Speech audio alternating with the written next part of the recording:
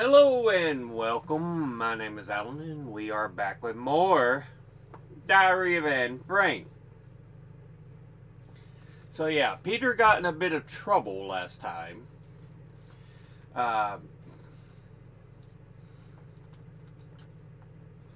Getting a little too big for his britches. But anyway, let's jump into this.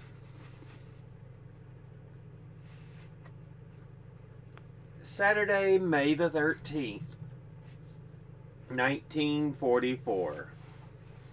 My dearest Kitty, yesterday was Father's birthday. Father and Mother's 19th wedding anniversary. A day without the cleaning lady. And the sun was shining as it's never shone before in 1944. Our chestnut tree is in full bloom. It's covered with leaves and is even more beautiful than last year. Father received a biography of Linnaeus from Mr. Kleiman, a book on nature from Mr. Kugler, the canals of Amsterdam from Dussel, a huge box from the Van Dans wrapped so beautifully it might have been done by a professional, containing 3 eggs, a bottle of beer, a jar of yogurt, and a green tie. It made our jar of molasses seem rather paltry. My roses smelled wonderful compared to Miep and Bep's red carnations. He was thoroughly spoiled. 50 pettits, 4 arrived from Simon's bakery. Delicious. Father also treated us to a spice cake, the men to beer and the ladies to yogurt. Everything was scrumptious. Yours, Anne M. Frank. Tuesday, May the 16th, 1944. My dearest Kitty, just for a change, since we haven't had one of these in so long, I'll recount a little discussion between Mr. and Mrs. Van Daan last night. Mrs. Van Daan, the Germans have had plenty of time to fortify the Atlantic Wall, and they're certainly doing everything within their power to hold back the British. It's amazing how strong the Germans are. Mr. Van Daan, oh yes, amazing. Mrs. Van Daan, it is. Mr. Van Daan, so strong they're bound to win the war in the end. Is that what you mean? Mrs. Van Daan, they might. I'm not convinced that they won't. Mr. Van Daan, I won't even answer that. Mrs. Van Daan, you always wind up answering. You let yourself get carried away every single time. Mr. Van Daan, no I don't. I always keep my answers to the bare minimum. Mrs. Van Daan, but you always do have an answer and you always have to be right. Your predications hardly ever came true, you know. Mr. Van Daan, so far they have. Mrs. Van Daan, no they haven't. You said the invasion was going to start last year. The Finns were supposed to have been out of the war by now, and the Italian campaign ought to have been over by last winter. And the Russians should already have captured Limburg. Oh no, I don't set much store in your predictions. Mr. Van Daan, leaping to his feet, why don't you shut your trap for a change? I'll show you who's right someday. You'll get tired of needing me. I can't stand your belly aching a minute longer. Just wait. One day I'll make you eat your words. End of Act 1.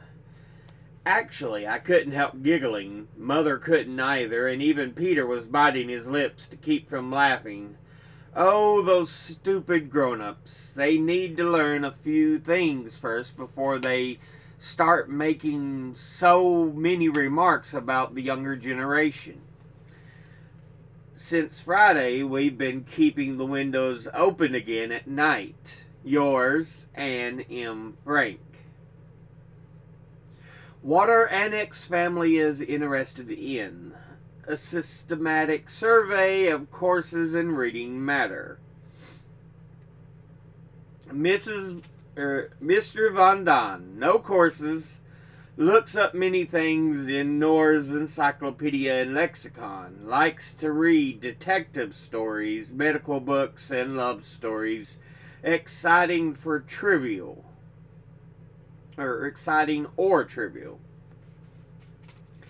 Mrs. Van Don, a correspondence course in English, likes to read biographical novels and occasionally other kinds of novels. Mr. Frank is learning English, Dickens, and a bit of Latin. Never reads novels, but likes serious, rather dry descriptions of people and places. Mrs. Frank, a correspondence course in English, reads everything except detective stories. Mr. Dussel is learning English, Spanish, and Dutch with no noticeable results. Reads everything, goes along with the opinion of the majority. Peter Van Don is learning English, French, correspondence course, shorthand in Dutch, English, and German, commercial correspondence in English, woodworking, economics, and sometimes math. Seldom reads, sometimes geography. Margot Frank, correspondence courses in English, French, and Latin, shorthand in English, German, and Dutch, trigonometry, solid geometry, mechanics, physics, chemistry, algebra, geometry, English literature, French literature, German literature, Dutch literature, bookkeeping, geography, modern history, biology, economics, reads everything, preferably on religion and medicine. Anne Frank, shorthand in French, English, German, and Dutch, geometry, algebra, history, geography, art history, mythology, biology, Bible history, Dutch literature, likes to read biographies, dull or exciting, and history books, sometimes novels and light reading. Friday, May the 19th, 1944. Dearest Kitty, I felt rotten yesterday, vomiting, me of all people, headache, stomachache, and something else you can imagine. I'm feeling better today. I'm famished, but I think I'll skip the beans we're having for dinner. Everything's going fine between Peter and me. The poor boy has an even greater need for tenderness than I do.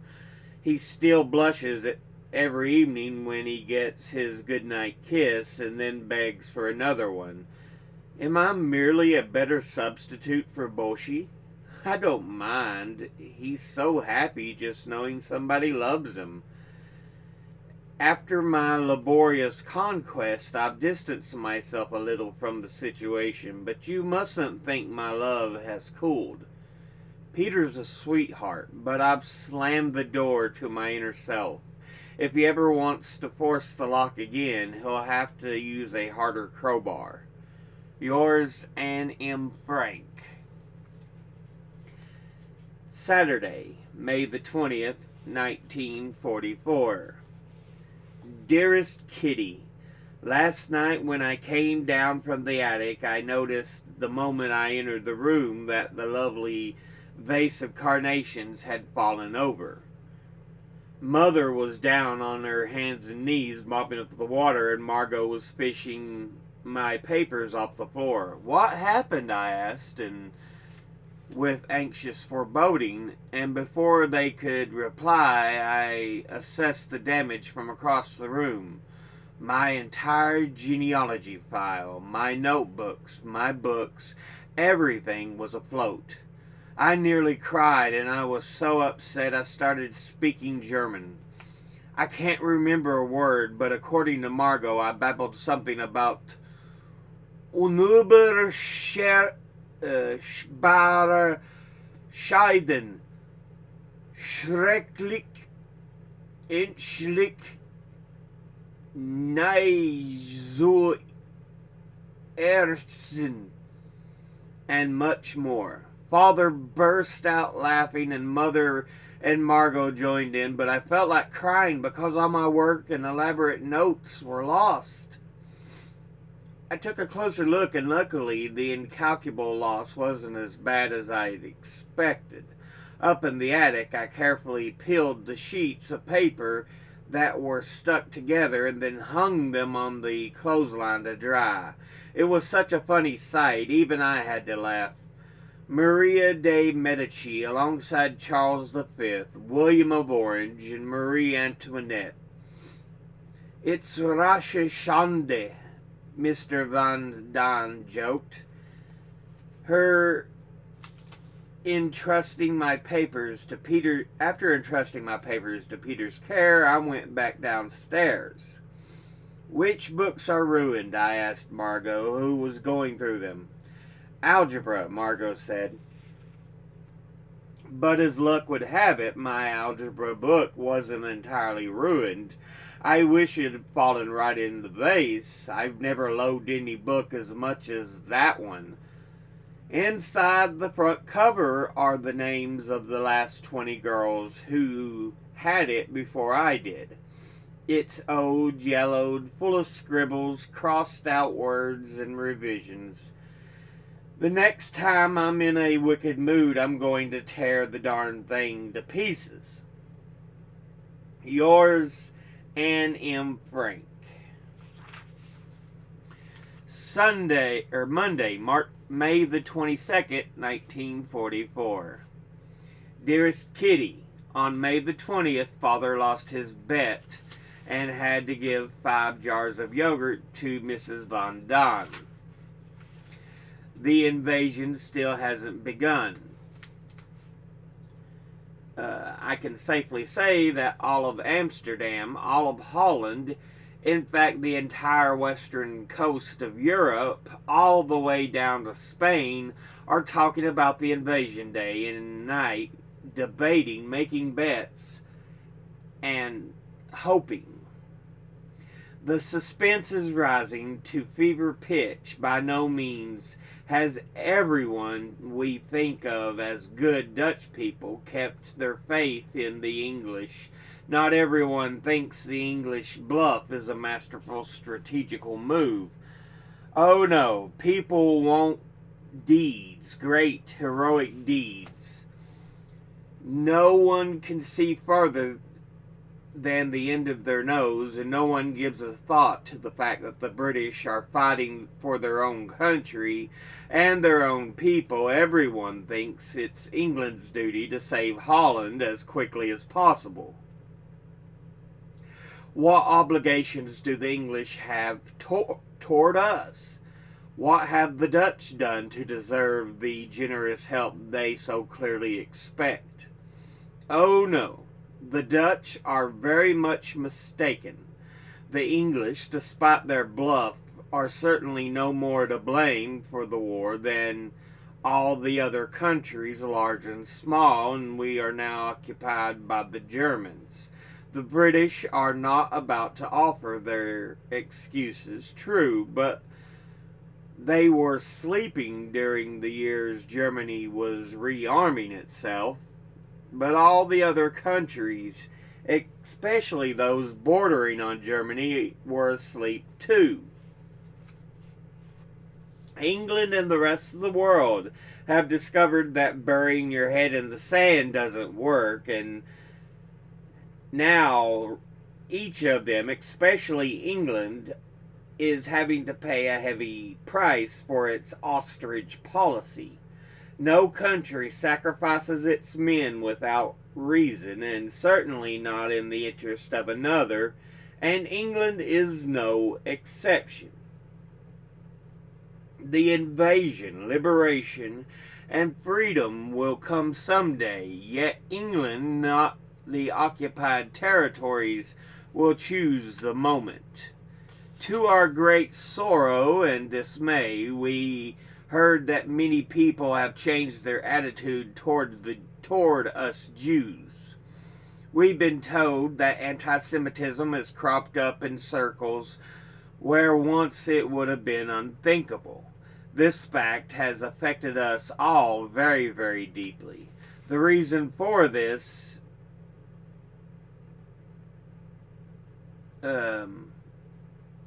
hatred is understandable, maybe even human, but that doesn't make it right. According to the Christians, the Jews are blabbing their secrets to the Germans, denouncing their helpers and causing them to suffer the dreadful fate and punishments they have already meted out to so many. All of this is true, but as with everything, they should look at the matter from both sides. Would Christians act so differently if they were in our place? Could anyone, regardless of whether they're Jews or Christians, remain silent in the face of German pressure?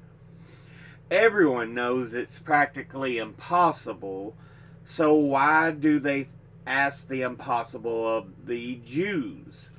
It's being said in underground circles that the German Jews who immigrated to Holland before the war and have now been sent to Poland should be allowed to return here. They are granted the right to asylum in Holland, but once Hitler is gone, they should go back to Germany. When you hear that, you begin to wonder why we're fighting this long and difficult war. We're always being told that we're fighting for freedom, truth, and justice. The war isn't even over, and already there's a dissension, and Jews are regarded as lesser beings.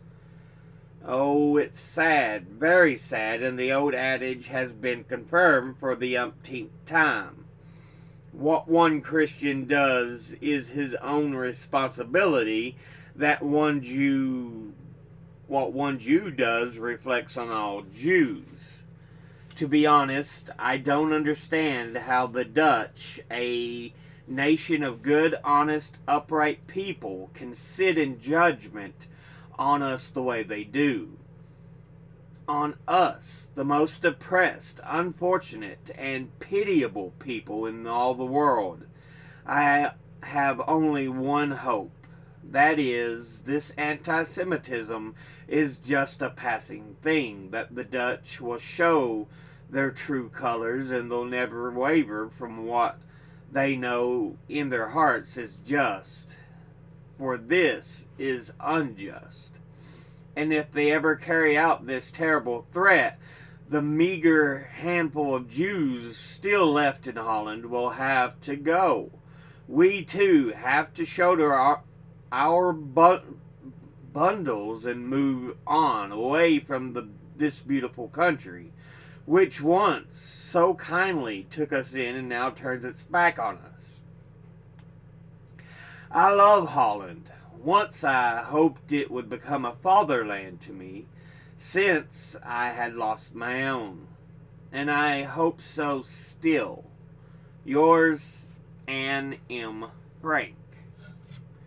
We'll go ahead and end this episode there, though. Yeah. Before we get into discussing, let's look at some notes, because she talked about being so upset she started speaking in German. She talks about Margot said she babbled something about unübersprechbare Scheiden, schrecklich, inschlich, nie zu ersetzen, which the book says translates to incalculable loss, terrible, awful, irreplaceable. And then a little further down, it says Mr. Von Don joked, "It's Russian Schande," which means apparently an affront to racial purity. So yeah, because you had all those famous people, but they were different countries. Maria de Medici, Italian. Charles V. I'm wanting to say French. William of Orange. And Marie Antoinette, who was a French queen, but she was of German ancestry. So yeah, an affront to racial purity. But yeah. So she loses a bit of work when a lot of her papers and stuff get wet. But yeah. It turns out not to be as bad as it could have been.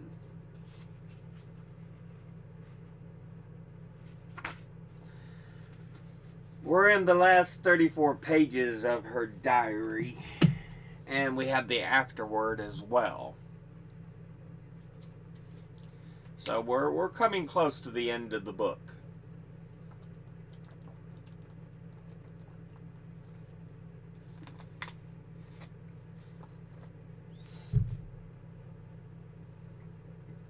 Yeah. One of the things she discusses is the attacks on the Jewish people, even though the countries are trying to protect them, because I believe at this point we already know about the Holocaust going on. What is being done.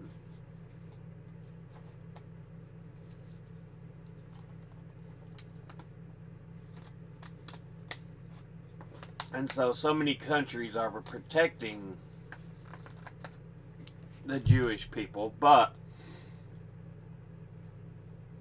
as tends to be a trait of humanity, they attack and blame whoever they can.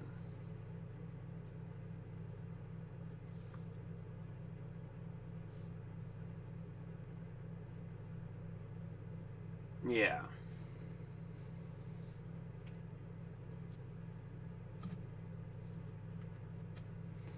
It's really kind of ridiculous.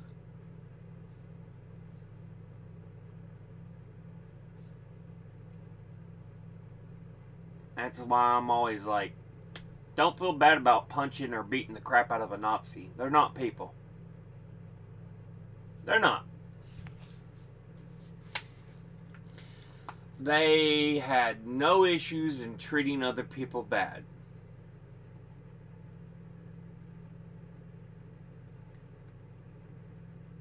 Their whole purpose tended to be based on the identity of having people they wanted to blame and then persecuting those people.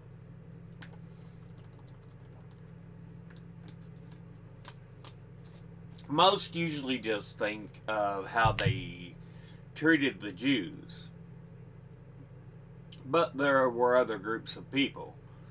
I think I've mentioned it before, the Romani, they were persecuted.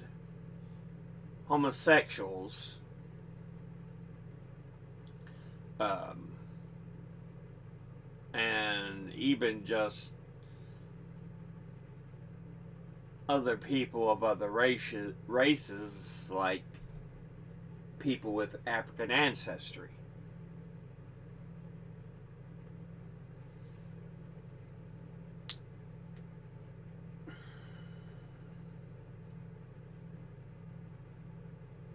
That's why the 1936 Olympics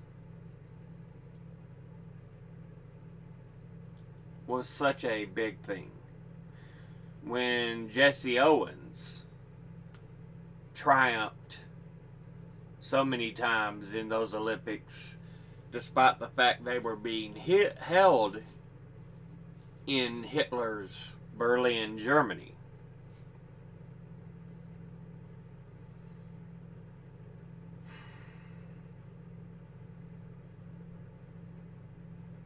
But the way some of these right wingers are now, they would be like, you should give Hitler his right. Really?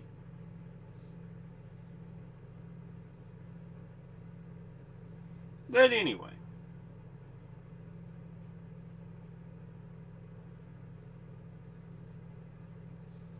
Yeah. Don't feel bad about beating the shit out of a Nazi. There's protecting people who have done nothing wrong. And then there's people who deserve what they get, such as Nazis.